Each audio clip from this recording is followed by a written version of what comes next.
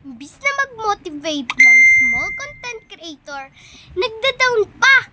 Real talk daw!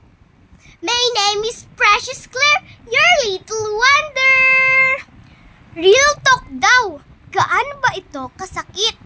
Real talk daw kasi hindi naman daw ganun kalaki ang sahod kay Facebook. Kulang na lang sabihin niya na wag na tayong mag-reels dahil maliit lang ang sasahurin natin kay Facebook. Teka lang po, kaming mahihirap. Kumita lang kami ng maliit. Yung hindi lang kami magutom, masaya na kami doon. Hindi kami nag-e-expect na magkaroon agad kami ng 4 wheels o magkaroon kami ng house and lot o magkaroon ng iPhone. Ang mahalaga sa amin, makitang hindi nahihirapan ang aming pamilya. Yung buo lang at masaya kami.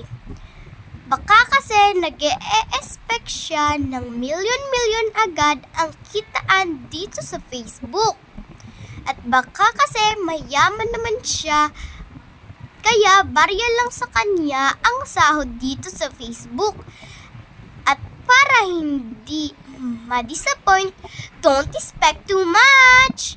Pero tandaan mo rin na lahat ng malalaki nagsisimula sa maliit. Hindi mabubuo ang 1 milyon kung walang piso. Kilala na ba natin si Ivana at si Vamos dati?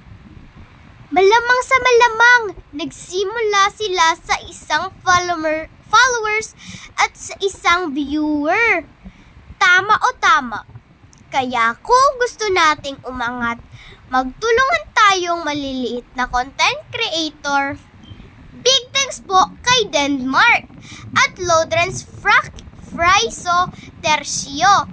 Thank you po sa laging nakikipag-engage sa mga video ko. At bisitahin niyo po ang kubo nila dahil nakikipag-engage po sila. Legit po yan! Follow and share naman mga lalabs! Kung nagustuhan mo ang video na ito, don't forget to spread the love! At kung gusto mo na ikaw naman ang mapansin ko sa susunod kong video, be my top fan!